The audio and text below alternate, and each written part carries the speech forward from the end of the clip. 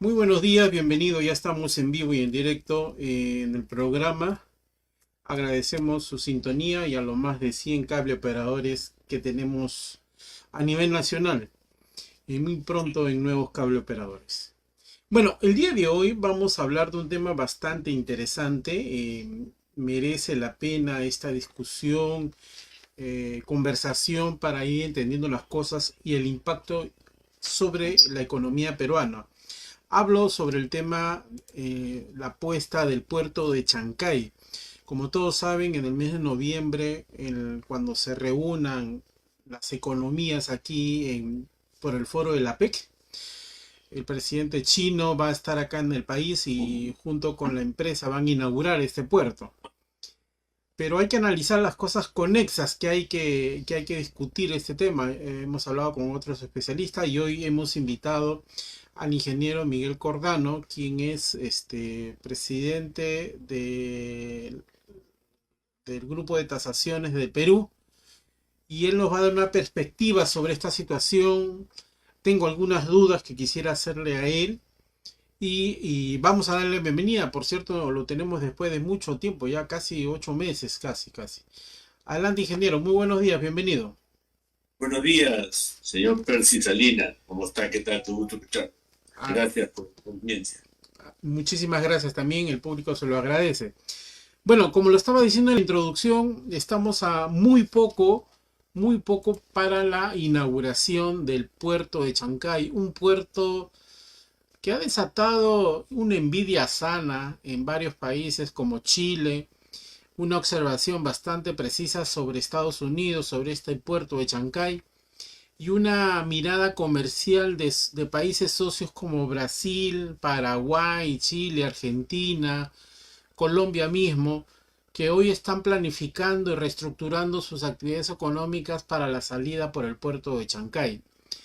Pero la pregunta que ha surgido en los últimos meses es, si bien es cierto, esta es una inversión privada, una fuerte millones de soles en la primera etapa, el tema de la infraestructura vial no es la más adecuada, por lo menos.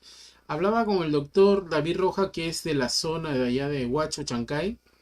Me decía que antes uno podía llegar a Lima 2 horas y media. Ahora, sin la inauguración del puerto, se demoran 5. Y cuando esté el puerto, va a ser mucho más. Porque no tenemos esa infraestructura vial adecuada para lo que se va a venir. Ustedes, ¿qué es lo que han analizado frente a ese tema? ¿Qué opinión tienen? Bueno, en realidad hay un problema principal en el gobierno. Falta gestión.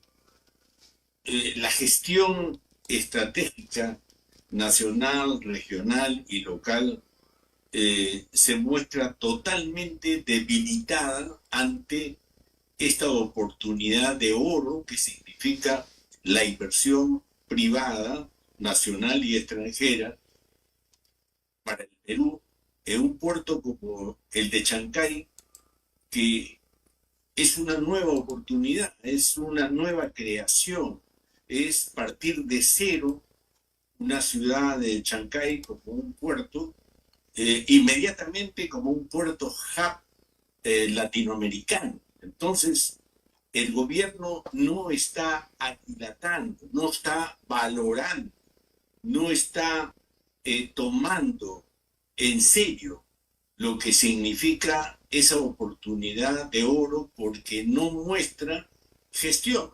Ujú. Eh, no solamente este gobierno no ha mostrado gestión, en las últimas 2 décadas estamos viendo de que la gestión del Estado ha sido muy pobre. Y esto lamentablemente se ve como respuesta a la pregunta que usted está haciendo adecuadamente. El hecho de que hemos perdido el rumbo de lo que significa la competitividad y de lo que significa la productividad. En otras palabras, para Brasil es muy fácil llegar al Perú, Ujú. al puerto de Chancay, utilizando las vías peruanas que han sido construidos durante 2 décadas a través de la interoceánica, mientras que los propios peruanos no podemos utilizar para beneficio de todos los peruanos lo que significa esta oportunidad ya no, sino esta realización empresarial. Entonces, ciertamente el mensaje es fuertísimo. No estamos preparados desde el punto de vista de la gestión para correr al mismo estilo que han construido el puerto de Chancay increíblemente. O sea, Ujú. en no menos de 2 años han construido un puerto de Chancay en plena ciudad de Chancay. Entonces, esto es realmente impresionante, es impresionante, pero no podemos meditar principalmente la gestión de los sectores de infraestructura, los sectores productivos, los sectores que están relacionados con la parte ambiental. De modo que no vemos realmente en esta falta de gestión algo que desconocemos, sino Ujú. que los peruanos académicos, los peruanos empresarios, los peruanos que invierten, sí saben qué es lo que hay que hacer. De modo que hay oídos sordos a que realmente el problema de la infraestructura se construya rápidamente para acomodar a lo que es la carga peruana a el exterior. Ujú. Yo creo que esa es la respuesta mía y desde el punto de vista del cuerpo técnico de tasaciones de Perú que presido, que realmente es importante de que la gestión se incremente tremendamente. Ahora, esto es una pregunta muy difícil. Hoy, de hecho, en la segunda parte del programa vamos a tener un economista a quien le voy a hacer esta misma pregunta, pero en un aspecto más económico. Desde su experiencia profesional, ¿cuál es el impacto que tendría para la zona de Chancay, para Lima y para la economía el no responder a la altura de la necesidad de este tipo de negocio? Me profundizo un poco más. No resolver el tema de la infraestructura de transporte, porque no solo es la pista, estamos hablando de varias actividades conexas para que la vía funcione. ¿Cuál sería el impacto inmediato si ustedes han podido evaluar esto? Estamos perdiendo 100.000 empleos en el periodo 2024-2025. 100.000 empleos. En otras palabras, no hay razones para que todo el corredor agroindustrial con nuestras frutas y los valles que tenemos no tengan una oportunidad en este periodo de crear más empleo. No hay forma de decir de que la industria peruana no se está innovando a la velocidad que se requiere al tener un puerto hub de este tipo. O sea, las industrias del Perú deben ser renovadas fuertemente y ciertamente no vemos nada referido al uso de la energía verde, de la energía eólica, Uh -huh. más allá de lo que siempre hemos visto. No estamos viendo valores agregados fuertes en la minería metálica y no metálica, más allá de lo que en todas las décadas hemos visto en la minería. Uh -huh. No estamos viendo lo que significa la transformación digital para los jóvenes en el uso de lo que significa el puerto en sí mismo. O sea, en otras palabras, un puerto exige tener almacenes, exige tener logística, exige tener toda un mantenimiento para las unidades de transportes y no vemos el concepto de antepuerto. Y al mismo tiempo no vemos tampoco la conectividad entre el puerto de Chancay y el puerto de Callao y el aeropuerto internacional del Callao. Y tampoco vemos ningún uso de lo que significa el cabotaje como una acción del Ministerio de Transporte y Comunicaciones. De modo que contestar la pregunta es relativamente clara y precisa. O sea, no hemos hecho un plan de acción que articule los tres niveles de gobierno con el sector empresarial y principalmente tomando en cuenta el efecto de lo que es la gobernanza y el efecto de lo que significa el medio ambiente en su impacto.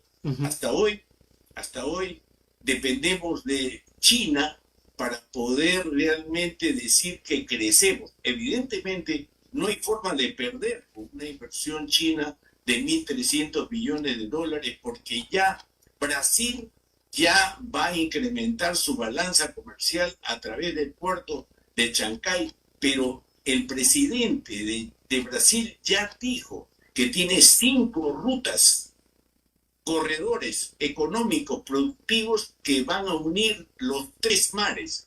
Entonces, el mar del Caribe, el mar Atlántico, el mar Pacífico, y están negociando directamente con Chile, directamente con Paraguay, con Panamá, con Uruguay, entonces ciertamente inclusive con Bolivia. Entonces significa lo siguiente, los peruanos estamos creyendo una visión muy clarita peruana nativa, pero en realidad estamos viendo que todos los otros países conexos están haciendo planes de acción a través de una potencia fuertísima como es Brasil y que tiene una oferta exportable tremenda hacia el Asia. De modo que nosotros estamos viendo que no es que vamos a crecer mal, no, vamos a crecer por inercia, porque el sistema lo permite, pero no vamos a crecer los peruanos. Y lo que debieran crecer primero son Chancay, la ciudad de Chancay. Claro. Y yo voy cada mes a Chancay y no veo nada diferente de inversión que pueda ameritar de que el Perú está tomando en serio esta oportunidad. De modo que nosotros no es que seamos pesimistas, sino que creemos que estamos perdiendo esta oportunidad en este bienio de transición a un nuevo gobierno, de crecer con 100.000 nuevos empleos, de estos sectores productivos que el Perú está en crecimiento. Ciertamente en la pesca estamos viendo que los chinos, con sus embarcaciones chinas, ya están haciendo mantenimiento en nuestras propias costas, nunca lo han hecho. Entonces ciertamente significa, sí vamos a crecer, pero no vamos a crecer en el nivel que debiéramos del 5, 6, 7%. Entonces la pregunta es, oiga, ¿cuál es el plan? O sea, ¿qué estamos viendo? Anunciando perfiles de proyectos semanalmente de sueños de opio, porque no tienen financiamiento, no tienen inversión, y estamos viendo que la Contraloría ha definido claramente los niveles de corrupción establecidos. Entonces, ciertamente, esto es preocupante. Ahora, recuerdo mucho, vamos a cambiar un poco el puerto, sino a un aeropuerto, pero que tiene que ver mucho a la implementación de estos temas. Recuerdo mucho cuando usted estaba de candidato, se hablaba de algunos proyectos conexos importantes de infraestructura para el nuevo el aeropuerto de Jorge Chávez. El aeropuerto dicen que más o menos estará en diciembre, enero de este año ya operativo la nueva infraestructura. Pero el problema es que hasta ahora no se ha resuelto un puente, ¿no? ¿Verdad? El puente Santa Rosa creo que se llama, que conecta para la entrada y la salida, para el acceso a la nueva vía, porque ya no se va a entrar por la avenida Fawcett. Hasta ahora, ni el gobierno, ni la MTC, ni el gobierno regional ha logrado resolver esta situación. ¿Usted cree que a qué se debe? Se debe a que, imagínese usted, gracias por el comentario y la pregunta, porque usted en su programa hace 2 años casi. Ciertamente yo presenté 69 proyectos de infraestructura que estaban relacionados con el Callao. Y ciertamente en ese momento ya se sabía que el puerto de Chancay iba a tener la inversión china nacional, y por eso nosotros propusimos el cabotaje, propusimos de que la línea Santa Rosa se defina con claridad y oportunidad, y hoy vemos que se ha perdido ese tiempo increíblemente porque no se esperaba el último momento para comenzar a negociar con un operador que ya estaba en Santa Rosa y que ciertamente por temas de diálogo no se pudo solucionar cuando era el momento oportuno. O sea, quiere decir que nos demoramos en atender los problemas que realmente hacen de que usted tenga una ventaja no comparativa, sino competitiva. Exacto. Así, usted recuerda de que decíamos que el Carmen de la Legua debería tener una conectividad con la otra orilla a través de un puente. Dijimos de la línea María, dijimos que no a los 200 millas para que haya un tren para que se conecte con la Panamericana Norte y pueda tener un transporte de carga y de pasajeros que ya estaba establecido. Entonces significa que hay demoras tremendas. También dijimos de la conectividad a través de la comunidad bicentenaria que articulaba los 3 gobiernos regionales que anda involucrados. O sea, el gobierno regional del Callao, el gobierno regional de Lima Provincias y el gobierno de Lima Metropolitana. Y estamos viendo que nadie ha movido ese tema. Es más, el tema del Callao, Ate, Chosica, lo que significa la Oroya como un tren minero, significa que no ha sido modernizado. Entonces, ciertamente consideramos de que ha habido una gestión muy pobre y se ha despertado muy tarde a trabajar en estos proyectos que ya se veían 2 años atrás y que lógicamente nos demuestra falta de visión de Estado, porque si yo, que soy un técnico, he podido trabajar en mi vida en estos proyectos de inversión y conocía de estos crecimientos, yo me pregunto, ¿por qué todo un ministerio no se implementó para hacer este tipo de temas? ¿Por qué el desarrollo productivo se ha demorado tanto?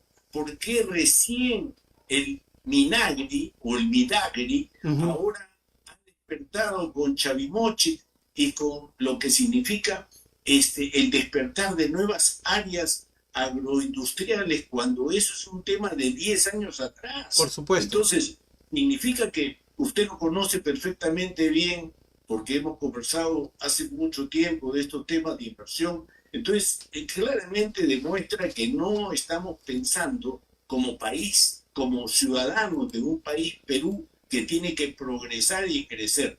Nosotros creemos que esta única falta que se está demostrando en el Estado, que es la gestión pública, no acompaña a la gestión privada. Y eso es lamentable, porque no se aprovecha esa visión que debe tener un país y que lógicamente se materializa con proyectos de inversión que sí tenemos, pero que la corrupción ha hecho que estos gastos de inversión no se traduzcan en impactos en el ciudadano de a pie. De modo que ha llegado el momento de dar una respuesta diferente, única, para que realmente el Perú despierte y comience a tener un crecimiento mucho más impactante en Latinoamérica. Muy bien, ingeniero. Sí, recuerdo muy bien, hace 2 años que hemos hablado de este tema, poco o nada se ha hecho, o muy poco. Pero creo que tenemos que seguir presionando en esta conversación para que nos escuchen y empiecen a tomar acción las autoridades. Le agradezco mucho, ingeniero, por su tiempo. Sé que está con actividades, pero lo voy a convocar en otro momento para seguir conversando sobre este tema y analizando los avances que hace el gobierno. Muchas gracias, un placer. La gestión estratégica regional, nacional y local es vital. Muchas gracias. Muchas gracias. Regresamos con el economista Eduardo Jiménez.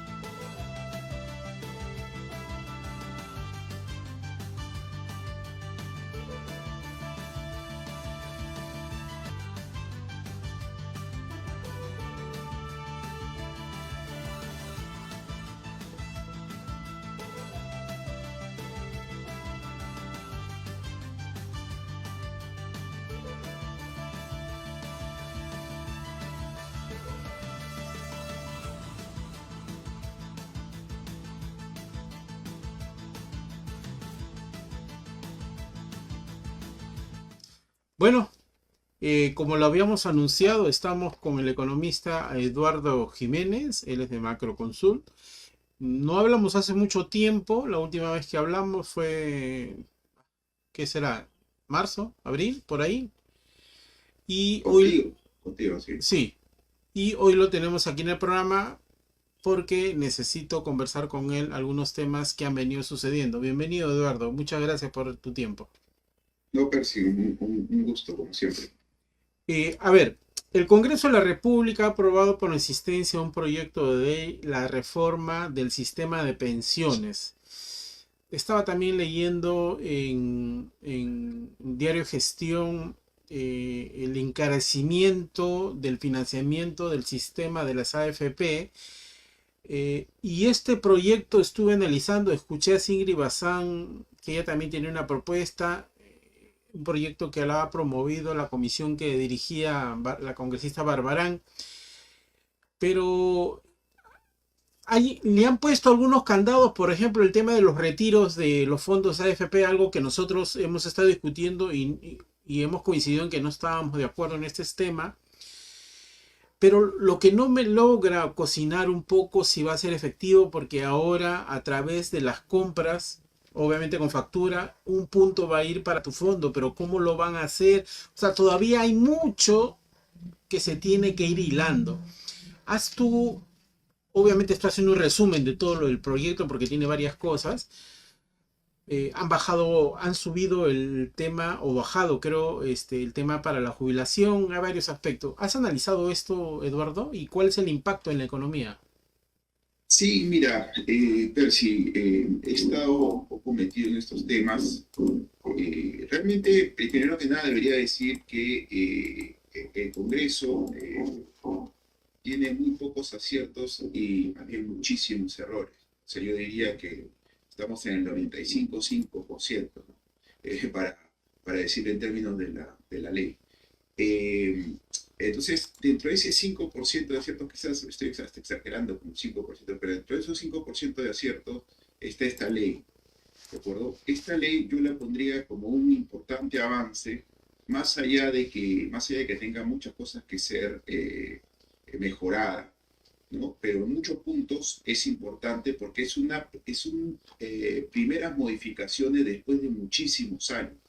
Recordarás tú que en el año 2013, más o menos, Ollanta Humala, en su gobierno, intentó hacer algunos cambios, Ujú. pero realmente la ley que él mandó terminó siendo pues destruida básicamente por el Congreso y quedaron muy poquitas cosas, como en ese caso la subasta de afiliados y cosas muy puntuales que en verdad solamente cambian un poquito el sistema de la competencia que tienen las AFP, pero nada más, ¿no? Pero ahora se está poniendo varias cosas, ¿no? Una cosa, Percy, que se está poniendo es que ahora podrían haber más competidores, no solamente las AFPs administrando el sistema de Ujú. los fondos de pensiones, sino también otras entidades. Ahora, es verdad que faltan muchos detalles, como tú decías, o sea, la ley dice unas cosas, habla de algunos temas, pero en verdad le falta un reglamento que haga el MEF o la SBS, y la SBS en este caso, para ver los detalles. Ahora, debo decirte una cosa antes de entrar a esto, y es que esta ley esta ley fue aprobada en segunda votación ya hace meses Sí. y ha estado durmiendo el sueño de los justos en el mismo Congreso, porque habían, tú sabes, seguramente habían pues, peleas a la interna para ver si se publicaba o se enviaba a la presidenta para que la promulgue. La verdad es que ha estado en ese espacio, en esa situación de no sabemos qué pasa por mucho tiempo, y ayer se ha votado no reconsiderar la votación de la segunda votación. Ujú. No, eso es lo que se ha aprobado. Lo que se entiende con eso es que el Congreso ya no va a dar marcha atrás por la ley que aprobó en segunda votación y debería ser enviada a la presidenta para que ella la promulgue. Pero ojo, la ley todavía no es ley, digamos, propiamente, ¿no? Lo que ha aprobado el Congreso. Ahora, continúo un poquito con el tema de la competencia, que sí, muy bien. Hay otras cosas que se han aprobado de manera interesante, como el no retiro de fondos del sistema. Se ha puesto un candado ahí para retirar. Menor a 45 años, ¿verdad? No, lo que han dicho es que no puede haber retiros extraordinarios del fondo Ok, de ok, pensión. ok, ok.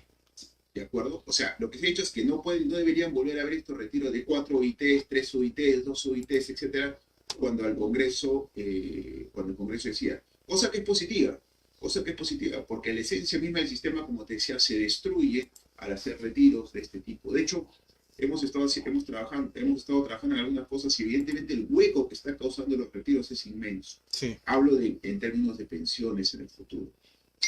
Y finalmente, bueno, no finalmente, porque hay varias cosas más, pero por ejemplo, se ha dicho que el 95.5 solamente va a funcionar para las personas mayores de 40 años. Las Sí. menores de 40 años ya no van a tener la posibilidad de hacer ese retiro, aunque he visto por ahí, por el Twitter también, seguramente tú lo has leído, donde se dice que en verdad el 95.5 no se ha sacado. Por lo menos de la versión que está en el Congreso, habla de que el 95.5 se cierra para todos los menores de 40 Sí, años. exacto, eso sí lo he visto. Ahora, ¿Ya? yo tengo una observación Sí, sobre la parte de administrar los fondos. Hoy solo se determinaba por 4 o 5 empresas de AFP que administraban estos fondos. Hoy se habla de bancos, cajas o fondos de inversiones tipo leasing, una cosa así.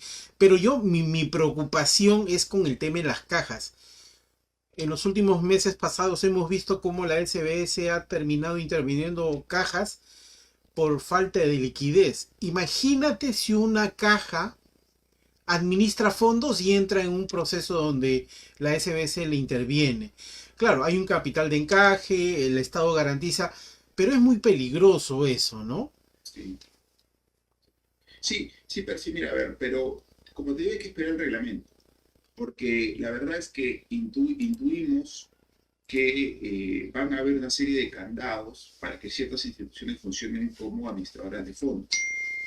O sea, no me imagino a una entidad muy pequeña administrando fondos de pensiones, porque primero no tiene la expertise Ujú. para hacerlo. El manejo de un fondo grande de inversión es muy complejo, y más aún si tienes las restricciones que tienes para invertir el fondo de pensiones como ocurre, ¿no? Si evidentemente tú no puedes con el fondo de pensiones invertir en papeles pues súper riesgosos, está prohibido simplemente. ¿De acuerdo? Entonces, hay una serie de restricciones con las que se mueven las administradoras de fondos hoy día, que una caja pequeña o una entidad en general muy pequeña no va a poder cumplir, porque primero no tiene los equipos y segundo no tiene el capital, intuyo yo, para hacer una cosa como esa. Sí. Ok. Ahora, yo quiero hacerte una pregunta y ahí creo que tú eres una de las personas más indicadas. Escuché en un evento de estos de APEC que yo asistí a Julio Velarde, el presidente del BCR. Él hablaba de que el sol, la moneda, sol, es una de las monedas más fuertes en América Latina, que es la que menos ha devaluado y tiene un crecimiento bastante sostenible. Pero cuando salimos a la calle, ¿ya? Y le dices a la gente, nuestro sol que tenemos es muy fuerte, sólido. Y la gente dice, no lo percibe así porque ellos invierten más soles para poder cubrir su canasta básica mensual en el hogar. Y entonces, y ahí viene mi pregunta, y lo puse una pregunta en Twitter, dije, ¿cómo si el Perú tiene un sol sólido, los peruanos invertimos más monedas para cubrir la misma necesidad básica en el hogar? Y eso que no se está contemplando el ocio, las diversiones, los extras, sino lo básico. No sé si me dejó entender, Eduardo, en No, este sí, tema. perfectamente, perfectamente. No, mira, a ver, Percy, lo que ha pasado, lo que usted dice es algo que hemos venido conversando. El mundo ha tenido un proceso inflacionario importante, Sí. grande. O sea, en los últimos, o sea, si tú acumulas la inflación entre 2020 y 2023, 24, tú llegas a una inflación acumulada, Percy, de 25%. Ujú. ¿De acuerdo? Lo que ha pasado en el interín es que también, felizmente, mucha gente ha renegociado su sueldo, sea informal o formal. Eso es increíble. Lo que vemos es que mucha gente ha exigido más salario también. Por eso es que, digamos, el efecto final es evidentemente que tú tienes que pagar más plata por lo mismo que consumes. Es natural, Percy, porque la inflación ha ocurrido. A lo que se refiere Julio Velarde es que en comparación con otros países como Chile, como Colombia, para no citar otras comparaciones que no son cercanas a Perú, evidentemente la inflación ha sido bastante más fuerte y todavía sigue siendo fuerte.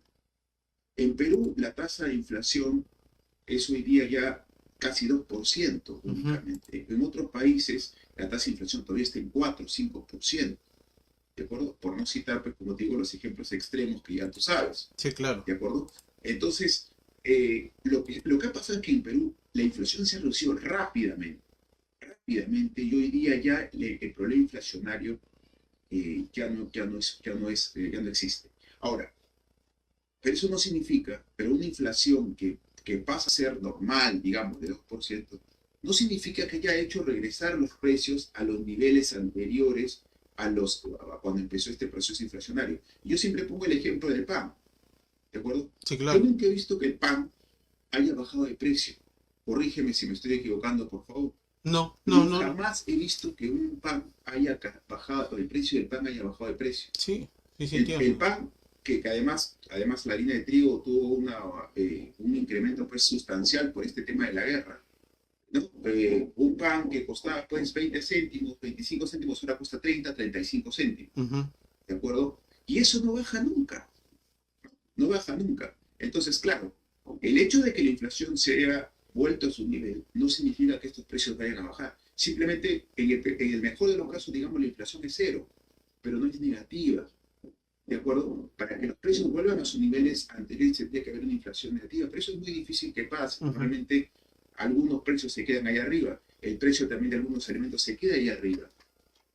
Pero no significa que vayan a seguir subiendo como ocurre en otros países. En otros países están ajustando permanentemente. A eso es lo que se refiere Julio Velarde. Ok, ok. Que nuestra moneda, en comparación con el resto, es una moneda mucho más sólida porque, digamos, recupera su nivel de compra o su poder de compra más rápido que lo que pasa en otros países de la región.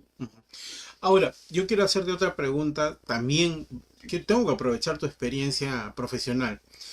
Te voy a realizar dos hechos y quisiera que a nuestro público le expliques cuál es el impacto. Primero, como lo dije, la SBS ha intervenido por lo menos en este año 2 o 3 cajas financieras, ¿ok? Una de ellas ha entrado en insolvencia, la Caja Piedra la ha asumido y todo eso, y el impacto que tiene eso. Segundo hecho, el banco más importante del país, el más importante, el BCP, hay que decirlo con su nombre, no es una publicidad gratuita, ha sufrido en varios momentos la caída de sistemas, como las billeteras electrónicas, que de producto de la pandemia fue una herramienta muy fuerte que hasta ahora incluso ha reemplazado a los agentes. O sea, ahora cada vez todos, o sea, todos usamos las billeteras electrónicas, ya se me Yape o Plin. Incluso los otros bancos están empezando Sí. a generar estas billeteras porque han visto que ese es el mercado. Y Yape incluso ha diversificado su plataforma. Pero las caídas de estas dos hechos, la caída del Yape, del sistema, y del otro de la caja, ha tenido que generar un impacto en la economía, por lo menos en la percepción, en el exterior. O sea, ¿qué nos puedes explicar sobre este tema? Sí, son dos preguntas muy distintas, Percy. A ver, te cuento un poquito lo primero, ¿no? Efectivamente, Caja Sullana se entró en insolvencias, se la llevó Caja Piura, pero quiero ponerte un punto, ¿ya? Se mencionó que la Caja Sullana estaba quebrada, digamos, un martes, por decirte así, y un jueves ya la había absorbido la Caja Piura y no pasó nada.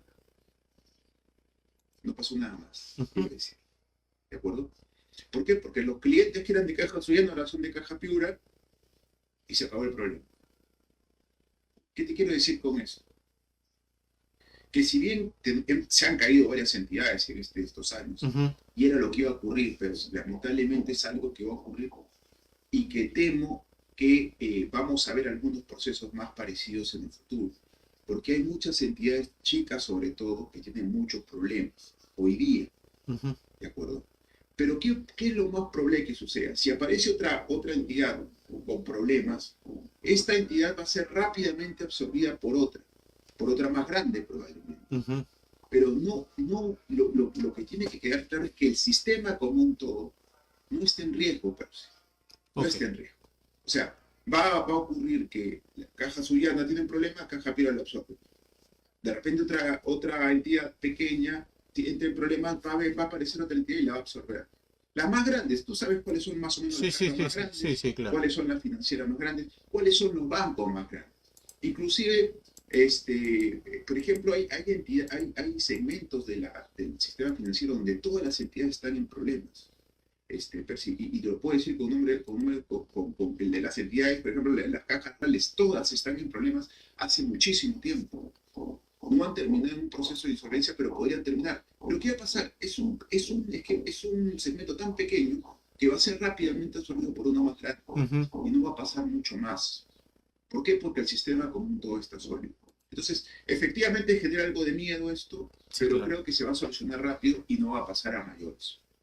¿De acuerdo? Ok, ok, Esa es la primera pregunta. exacto. Ahora, respecto a las billeteras digitales, sí, mira, pero si yo la verdad no sé, yo no soy, ahí hay que saber un poquito de informática, de computación, para saber qué ha pasado allá adentro en los sistemas, no tengo idea.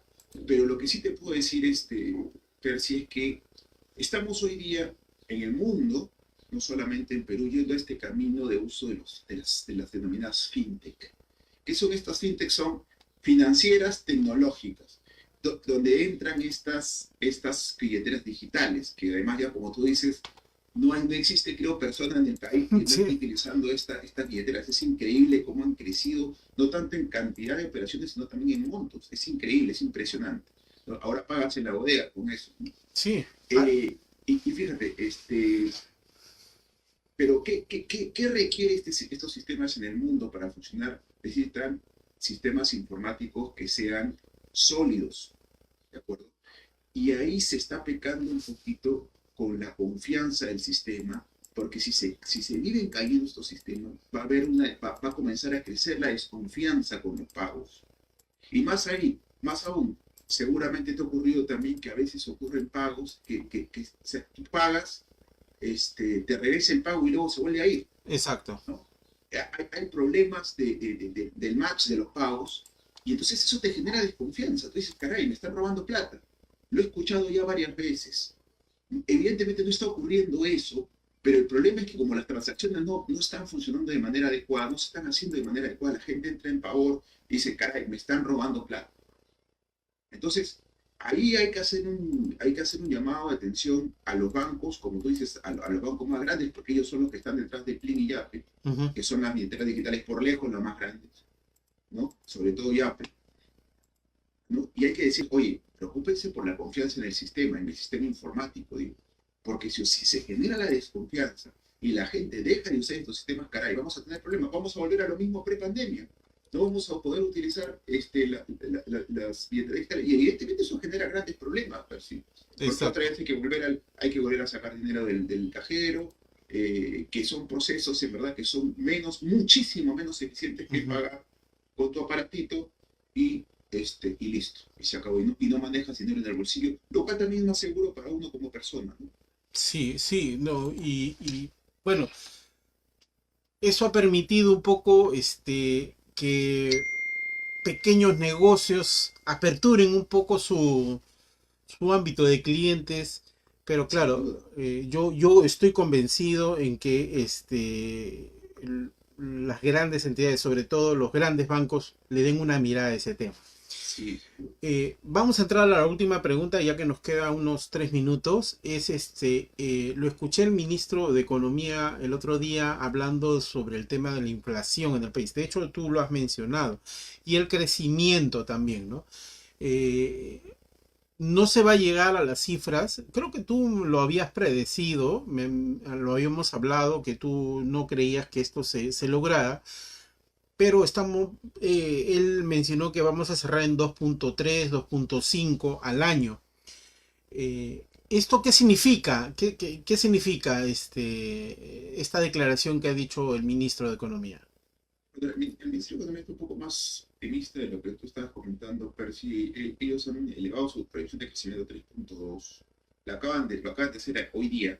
Ah, hoy O sea, día, ayer ok. lo mencionó, hoy día ha salido de manera oficial. Ujú. Eh, Está un poco más optimista. Ahora, mira, no quiero ponerme a discutir pues por décimas. En verdad, nosotros estamos en un crecimiento de 2.8 y están en 3.2, son 4 décimas. O sea, tampoco estamos hablando pues de una diferencia pues, brutal entre un número y otro. Ciertamente la economía va a estar alrededor de un 3% de crecimiento. Lo importante, Percy, más allá de este 2024, es que nos espera más adelante, ¿de acuerdo? Ujú. Una economía peruana creciendo alrededor del 3%, evidentemente es mejor que caer 0.6% como el año pasado, pero digamos, no es suficiente, no es suficiente.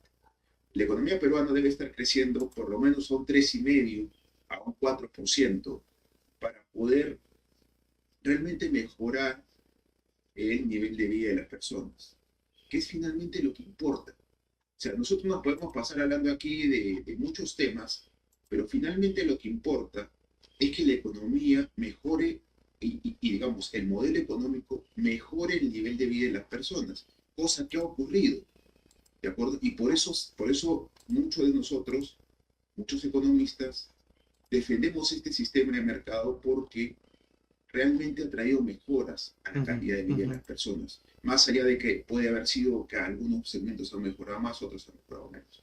Ahora, pero por eso te decía, ¿qué se nos viene a futuro? Y ahí la respuesta es un poco, digamos, complicada, porque el crecimiento que se ve en los próximos años no es tan alto. Estamos hablando de 2,5%, entre 2,5 y 3% únicamente para los siguientes años si contamos del 25 hacia el 30. Y eso asumiendo que el año 26 los peruanos decidamos correctamente y votemos Eso. por algún candidato pues medianamente bueno. Cosa que tú sabes, la cancha está muy abierta porque probablemente vamos a tener 60 partidos postulando a la presidencia, Sí. ¿no? Cosa que es un récord, un triste récord para nuestro país. Otro más, digamos. Entonces, pero 2,5-3%, Percy, asumiendo esto que te decía, es bajo, es bajo. Y esa es mi principal preocupación. O sea, el país debe seguir mejorando, pero y para eso tenemos que impulsar el crecimiento, Ujú. tenemos que tomar medidas para que eso ocurra, tenemos que invertir, tenemos que ir a proyectos. El anillo vial periférico ha salido, ojalá avancemos con ese anillo vial periférico. Hay obras, Tía María se ha anunciado, ojalá vaya Tía María, ojalá avance, ¿no? Entonces, porque eso finalmente va a empujar el crecimiento y ponernos en cifras que realmente necesitemos. Ujú. Como te digo, pelearnos solamente por el 2024, ya el 2024 ya está jugado básicamente, estamos Así casi es. Así septiembre es. ya. Así es. Ahora, Entonces ya estamos. Sí, en este foro que asistí por el tema de la PEC, un argentino le decía al auditorio cuidado peruanos, no dependan todo de la minería, porque en algún momento esto va a tener que, así como tiene me dijo el sistema el hipo, ¿no? O sea, tiene ese rebote hasta arriba y va a empezar a caer. Recuerden lo que pasó con el guano y con la caña y con todo eso. Empezó a mencionar varias cosas interesantes. Y Sí. es hora que con ese recurso empieces a apuntar a otros modelos de negocio Correcto. que te va a empezar a levantar. ¿Eso es correcto? Sí, no, no. A ver, la minería no es eterna. Ujú, Está claro que la minería no es eterna. De hecho, pero si ya en la siguiente década ya van a haber minas importantes cerrando. Pero ok, también hay minas importantes que no han empezado. exacto. Y así que todavía tenemos un espacio importante para crecer en minería. Hay muchos proyectos todavía. Efectivamente hay proyectos que van a ir cerrando. Mira, yo tengo ahí contabilizado que una minera grande va a salir digamos, entre el 35 y el 40. Y otra minera gigante va a salir más o menos en los 50. Este siglo, Ujú, ¿no? Claro, uno puede decir, no, ujú, ya no me importa mucho, pero la verdad es que como país eso va a comenzar a ocurrir, Percy. O sea, eso no hay ninguna duda de que eso va a pasar. El tema es, que todavía hay muchos proyectos para abrir, muchísimos. ¿No? La Granja en Cajamarca es un proyecto gigante que puede compensar buena parte de estos dos proyectos que van a salir. O sea, todavía hay mucho espacio. ujú, ujú. O sea, Sí, ahora, es verdad lo que tú dices, no podemos depender solamente de una cosa, sí, pero tampoco podemos dejar de aprovechar lo que tenemos. ujú. ¿De acuerdo? Bueno, y una de las cosas que me sorprendió lo que dijo era el argentino, un economista, que le impresiona muchísimo que en el país, a pesar de la crisis económica, de una y otra cosas, no tenga un dólar tan volátil como lo pasa en Argentina. Sí. Bueno, Y ahí eso hay que agradecérselo al Banco Central, Percy. exacto. O sea, el Banco Central, digamos, interviene todo el tiempo y nos ayuda a no pasar, digamos, problemas con el dólar, no más allá de hasta de 10 céntimos, probablemente 15 céntimos puede haber fluctuado el dólar en el tiempo. Ujú, O salvo que tengas demasiados dólares, sería un problema, pero en general o la cantidad de dólares que mueve el público en general no debería ser gran problema. O sea, nos da un seguro el Banco Central todo el tiempo. Así que sí, pues eso es lo que pasa. Tú ves los gráficos de volatilidad de las monedas y la verdad es que las otras monedas varían pues un montón. sí, Nosotros sí, únicamente sí, somos sí. una línea recta casi en el tiempo. Pero bueno, Eduardo, muchísimas gracias. Ha sido un placer y creo que nos ha quedado bastante claro poder conversar varios temas acumuladitos que tenía yo para conversar contigo. Que tengas un estupendo día. Listo, personalmente. Un Un abrazo. fuerte abrazo. Nos vemos hasta el día Chao, lunes. chao.